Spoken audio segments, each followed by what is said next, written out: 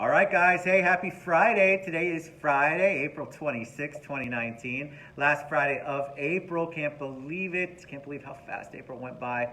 But I'm so excited to have, I don't know, 50 Shades of Real Estate got me. But Gail Villanueva is amazing. She's got some great stories to share with us. She's got a past, as we say in the South. Rick Garcia, Kevin Straughter, what's up? Let us know you can hear us and see us because you're not going to want to miss Gail Villanueva, right? All right, so super happy to have you on here. We met at the EXP State Conference, or did we meet before that? No, we met at the EXP Realty Conference. Which was fun, and so Ash Sharma's on. Thank you, Ash. Ash, you're going to want to stand by for this because the little bit that I know Ash, and he's going to love it. Oh, good, Kevin. Good. Good things happening. I love to hear that. So welcome to the show. Thank you. All right, so I'm so excited when we talked at the EXP convention, state convention. I was fascinated by you then, so I'm very happy that you came over to see me down here at the Citrus Club. Tell us a little bit about Gail. Well, I was born in England. My dad was an Air Force officer, and I was born over there and came to the U.S. when I was 4 years old. And when he retired back into San Francisco Bay Area and followed his brother's lead to get into real estate. So at that time, I was about 10 years old, and I suppose there were still child labor laws at that time. So I was their hired hand, if you will, to clean houses, get them ready for rentals, paint. My dad was buying a lot of FHA and VA repos back at that time. So I had the opportunity to go in there and learn now what we call it is rehabbing. I thought it was just cleaning old houses. And then he built up quite a portfolio between my dad and my uncle. And my uncle's still selling real estate out there at the age of 92. So it is definitely. Oh my gosh. Yeah, it's so you really do have a real estate. I joke with people, and I was telling you earlier, see, she didn't share a whole bunch with me because she's got good surprises coming up. But a lot of people come on here and they'll go, I was born and now I'm a realtor. Well, you actually have the experience in your back pocket. You grew up around it. So it didn't make you not want to do it, which sometimes happens. It made you want to get into it? Or what did you do when you grew up? Well, when I grew up, I was still out in California, and my dad had me coming in part-time to work in his real estate office. I was 17, and he sent me to school to get my real estate license, but I couldn't do that until I was 18 years old. So for a couple of years, I worked for him, and then his secretary quit right before my 18th birthday, so he hired me full-time. So I got that knowledge of how a real estate office and the operation works. And so it came time for me to move. I moved with my now former husband over to Hawaii and flew home for the test. Well, you had to take the test in San Francisco. And I just checked into the hotel when I found out there was a shooting, and I had to hole up in my room, which meant I slept on the floor because everybody's like, oh, stay away from windows. So it kind of played on me a little bit. I didn't make the real estate test at that particular time. I would imagine not. Kind of failed it. So I only failed it by a couple of points. So fast forward, I end up in Florida, and in 1984, I decided that I wanted to go ahead and get back into real estate and take my test. By then, I'd had 2 small children, so that industry works really, really well for your time and everything. So I became a traditional realtor. But I always wanted to follow my dad's footsteps into aviation. And at the time, I couldn't go into the Air Force. My college recruiter said that I could be a navigator, but I didn't need to go into the military to tell people where to go. No doubt. So I became a traditional realtor for 7 years. Well, this was around the time that the space shuttle program was starting, and I've always been fascinated by airplanes and rockets. So one day I decided, I got to multi-million-dollar status pretty quickly. That's awesome. And I decided to go ahead and go out to NASA and work for them. I was really kind of... How do you just up and decide that? I don't know. I've done that my whole life. I said, hey, I'm going to go do something, and I do it. Do you have any background other than that your dad was in aviation? We'll get to that. Oh, gosh. Okay, I'm skipping. Get to that. Yeah, that's a don't great part about ahead. me. This is a great story. Oh, my gosh. Don't stop. All right, you go, Gail. You go. Thanks.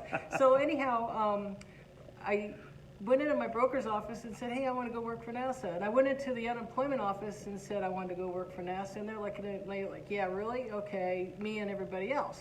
Well, story short, I got in with NASA. That's amazing. As a GS nothing. I was actually a civil servant. I guess I was just like, nobody could tell me no, and I'd believe them. I don't know what the story is. So I spent 26 years out there and just... 26 years? Yeah, I just retired a couple of years ago.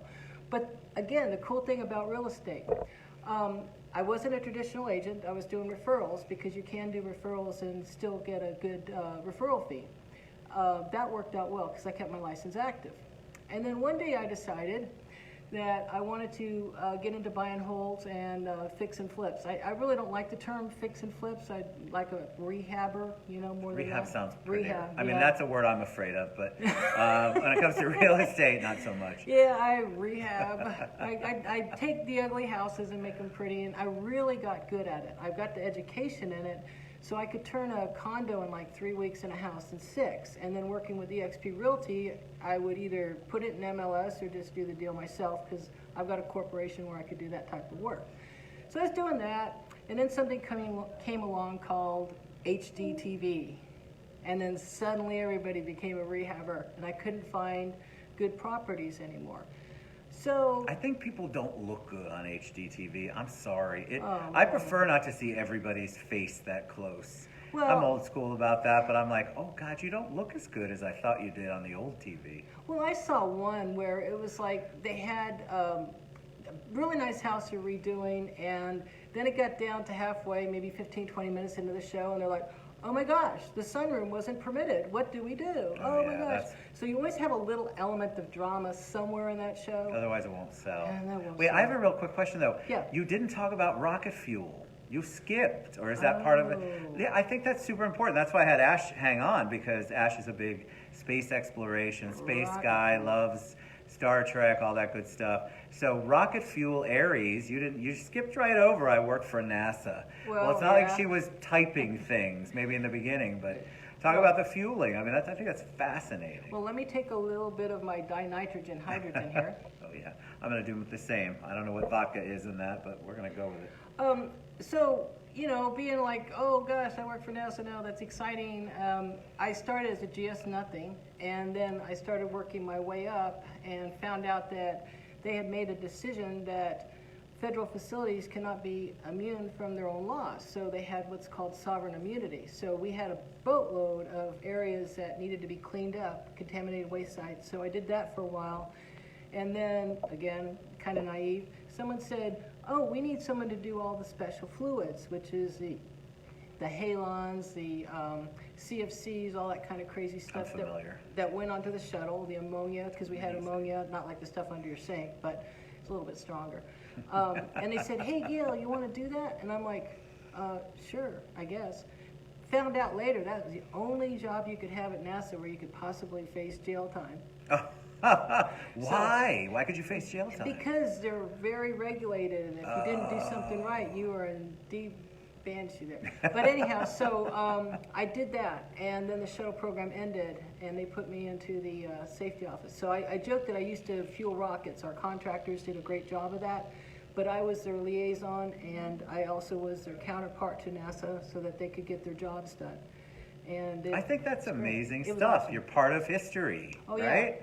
Yeah. I love it. I bet the behind the scenes stuff is just as juicy as it sounds. That's going to be the topic of one of my books. Because people, there's books on technical side, there's books on how to launch a shuttle and everything, but nobody's really done one on the humanistic side, which is pretty exciting because, I've got some tales and Ted's. I bet you have some tales. And most of them are true. That's the best part. Yeah. Most of them, you can't tell. I can't tell. No, we didn't have anything classified. We had the classified missions, but that's a different story. All right, so you're out. You retire from there. Yep. But you've always had real estate. You were always doing real estate. Yeah.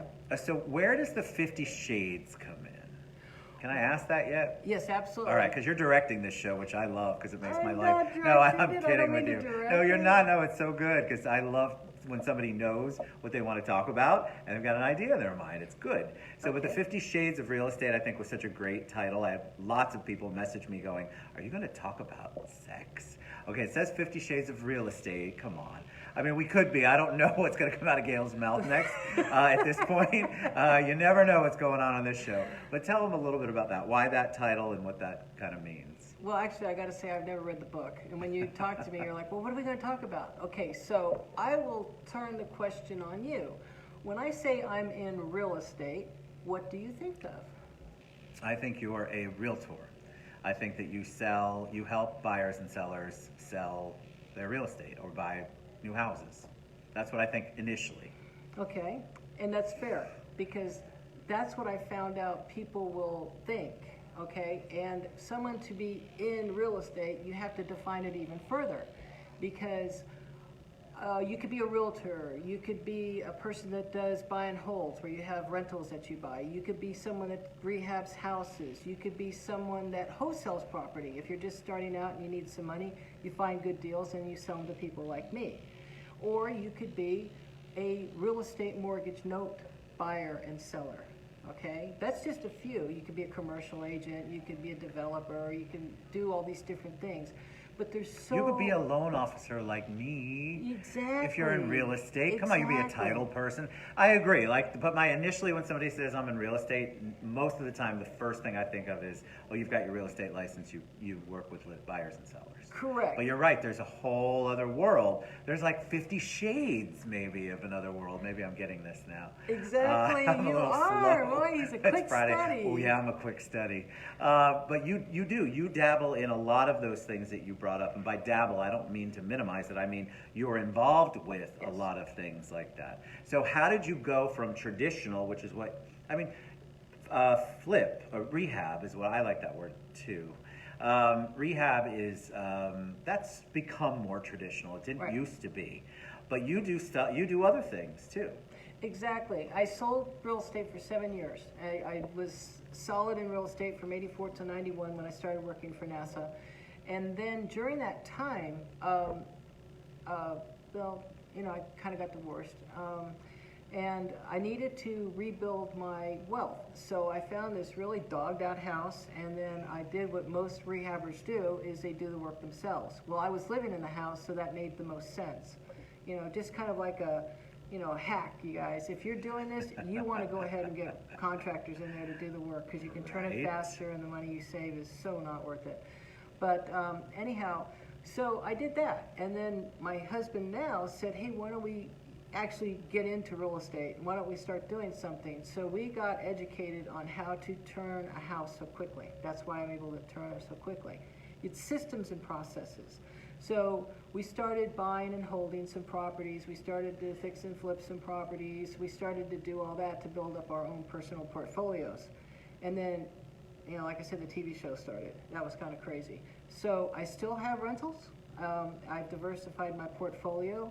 But what is really exciting is I've trademarked the name Gail the Note Gal because Gail the Note Gal. I am. That's how a lot of people know me because I'm kind of, I don't want to say a jack of all trades, master of none, because whatever comes across my desk now, I look at to see if I can work it because I've got this awesome, amazing background that I'm very blessed to have. So that I'm able to work, like if someone comes to me and I say, I need to sell this house, my note investors, when you buy a non-performing mortgage, half the time you can rehab the borrower and half the time you can't. You can get them repaid. Well, if you have to take the house back in foreclosure, I found out that my note investor buddies really don't want to mess with realtors. They don't. When they found out I spoke realtor, they were like, oh my gosh, you can talk to... A whole other language. Yeah, they felt it was. And so they call me and say, hey, right now I'm helping somebody get rid of 20 REOs throughout the United States because I call EXP agents and then just do it that way. So it's a nice little stream of income. But you're also providing a wonderful service. Yes, I mean, yes. You're on all ends because there are, believe it or not, we don't hear as much about it as we used to when the crash was super big and then all of the arms started to have renewed and that was some crazy times. Correct. But I think that you're providing the service. People are still in distress or figuring out how to get out of distress. Right. People are still going through that. And tell them a little bit about how you help people out. You mentioned it a teeny bit, you touched on it, but like if somebody comes and says, I'm in distress, Gail, I'd like to stay in my house, because you said rehab people, so Right. I love that. Again, it scares me a little bit on another end, but on the real estate end, not a big deal. But it is a big deal for people who are in that. Yeah, you have to be real careful when you do the outreach and servicing to someone. You have to know what to say. You could get into a lot of trouble if you don't because of the laws that are with debt collectors and everything. But when I've reached out to them, I'm having a conversation with them.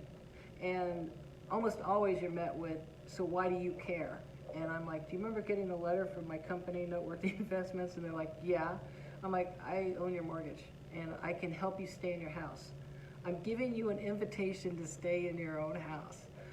You don't pay, you don't stay.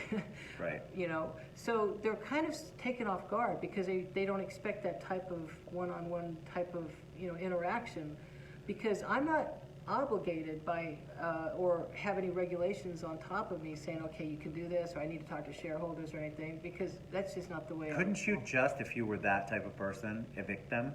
Mm-hmm. Right? I mean, that could be it. You're gone. You're out of there. So what you're doing is providing a big solution to some people who are super distressed. They're already stressed out to the max, right? Totally. They have either exhausted everything that they could think of in their own sphere of influence. Right. And then they don't know who to trust because you get 75 million letters, phone calls when you're in that situation. And then people, they don't know who to trust, they don't know where to go. Right. So they're like, I don't believe a thing this woman's saying. So when you call them, you're actually doing them a giant favor, but they don't trust you because of how the industry is in general. Correct, and it's usually come from a bank that is a larger bank or an asset manager that originally make the note. I don't originally make notes right now. That's something I'll be offering in the future, but I have purchased that note at a discount for either me or my investors, and at that point, we control it. Right. So they are caught off guard. So you have to build their confidence, like, who are you and how do I know you're real? And I'm like, I back it up with the letters because I know what letters were sent out. And they're like, I said, like, well, did you get this letter from ABC Company on this date? And they're like, yeah. I said, did you get this one from my attorney? And his name is, and they're like, yeah. I said, okay, so this is real. Because this isn't the key, keys. There's a keys program where there's a lot of the places they get keys for cash for keys. Yes. I had to think about it for a minute. I hadn't heard it in a while. You're actually trying to help them provide a solution. Because they're not going to get a traditional refi, right? They're not going to be able to get a traditional, depending on, especially if they're super late on stuff. I mean, it's a very difficult place for them to be. That's already gone. That has left the building. You're trying to give them an option to stay in, and you're not trying to gouge them. That's my favorite part about this. Because that's also what happens in the industry. People, oh my God, yes, please help me, and then you end up having, you know, a 95 APR interest rate, 95%. Like, it's insane what goes on out there. Yes. Even though there's regulations, by the time you get into it and you're making that payment, you're realizing you're paying like $1 gazillion, and you're never going to pay your mortgage off or your note off. It's just a crazy place to be. It is a crazy place to be, but see, I can do loan mods, I can do trial payment plans, and here's the best part. Tell me. Who do you think reports to the credit bureau? Oh, is it you? Oh, so that's good for your credit score. I can help them with their credit score because I can report them as awesome payers, or I can report them as jerkwads. So who comes, like, what if somebody is watching this show? We actually have a lot of realtors watching, right? Hey.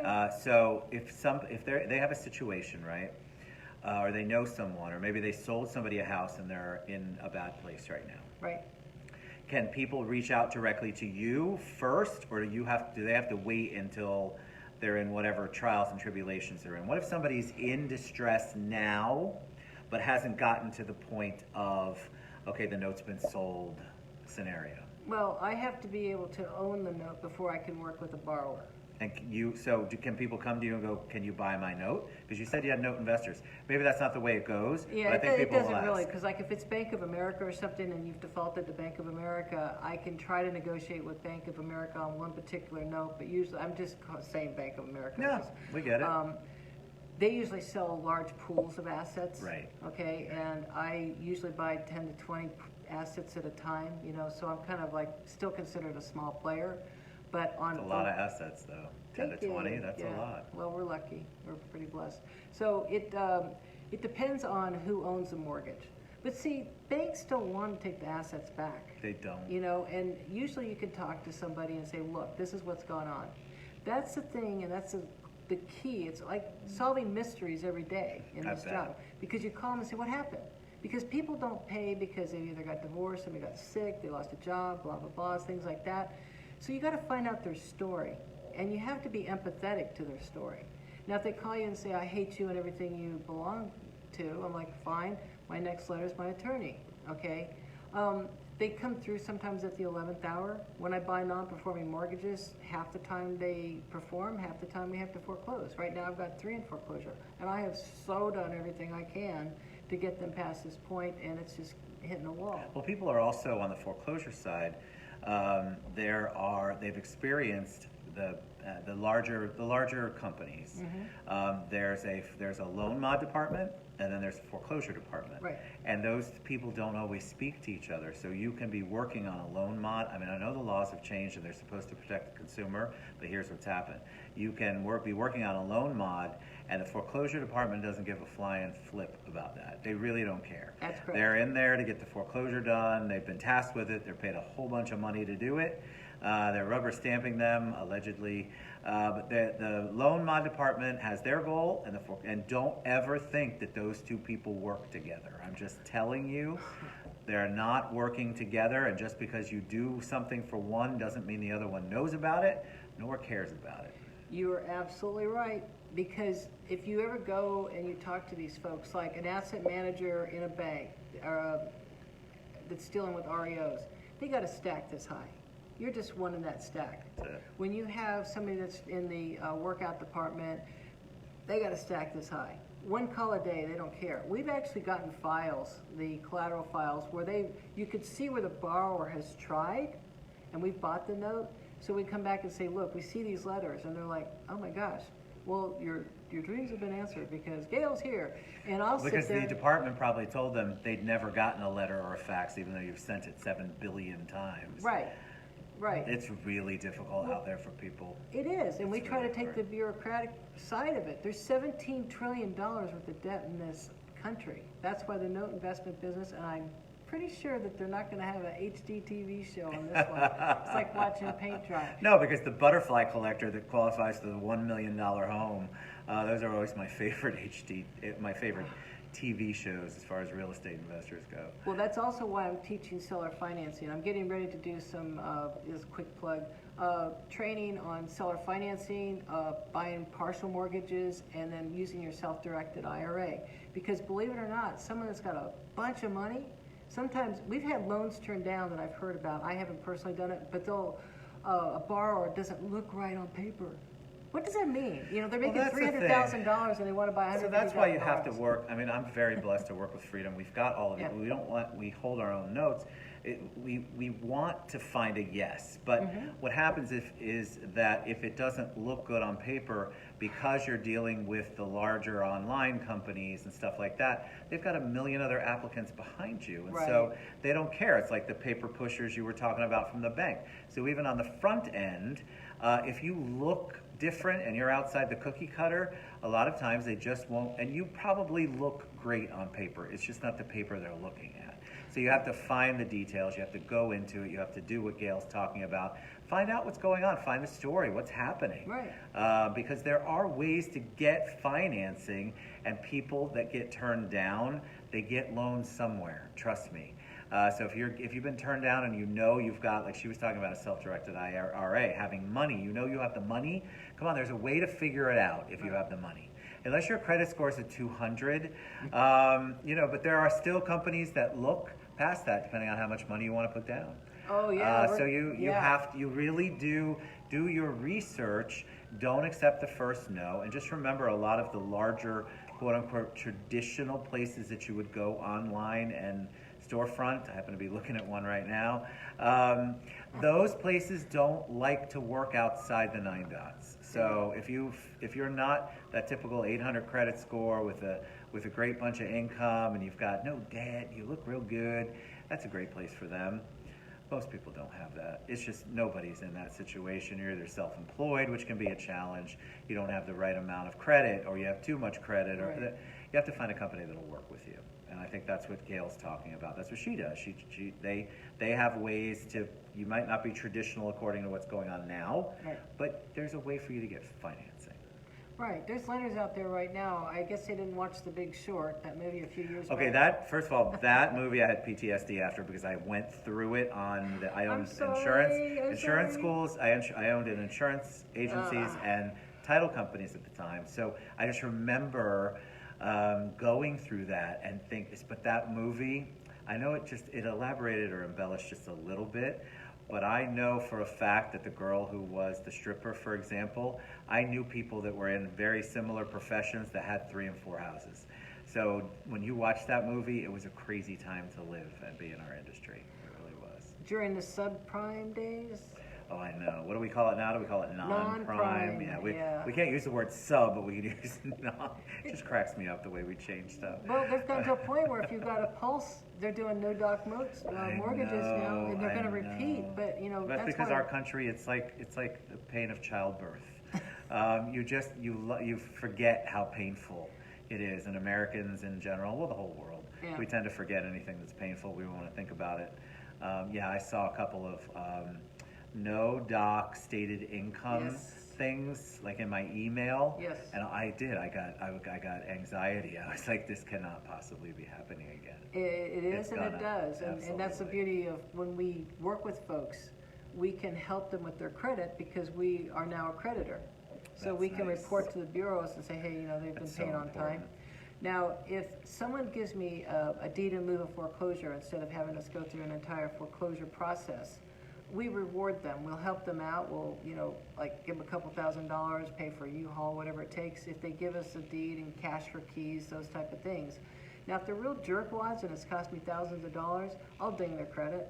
I mean, Right. I don't mind doing that. But I'm not going to insult people, and I like to try to give them some dignity and help them save face. So I will go ahead and I say, look, if you give me back deed in lieu of foreclosure, or make the house kind of broom clean, then I will report to the credit bureau that you just sold Which is it. helpful, guys. Yeah. All right, so you see how fast it goes, right? So did I miss anything on 50 Shades that I need to cover this go around? So we might have to come back for the second The half sequel? of 50 Shades.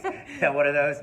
50 something. It's terrible. All those sequels. There's property managers. I haven't done that. There's commercial developers, there's subdivision developers, there's builders, general contractors, everything. And ironically, I've got family members that have done all of those. So I've been exposed to the whole gamut. You've got a good gamut of stuff. I've got a gamut, but I want to try to stay in my lane right now in dealing with That's good because I think people need that. They need that help. All right, so we're going to share all of Gail's contact information, how you can reach out to her, how you can learn more. Look, if you have a family member, you personally, you have a client, a former client that is in distress, she doesn't want all of those, but she's willing to answer your questions, Yes. right? She wants you to, she already said she's not the no girl. She's definitely the no gal, but she's not the no girl, right? So you want somebody you can at least bounce it off because you want somebody that you can trust. Thanks, Steve.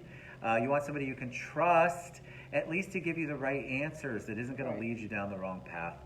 And you can tell by the way she is that's exactly what Gail's going to do for you. She's going to take you to the right place. It might not be it might be painful, but she's going to help you along the way with what she can. Yes. Or at least direct you somewhere she trusts. All right, any parting words of wisdom for them? Anything you want to share before we head out?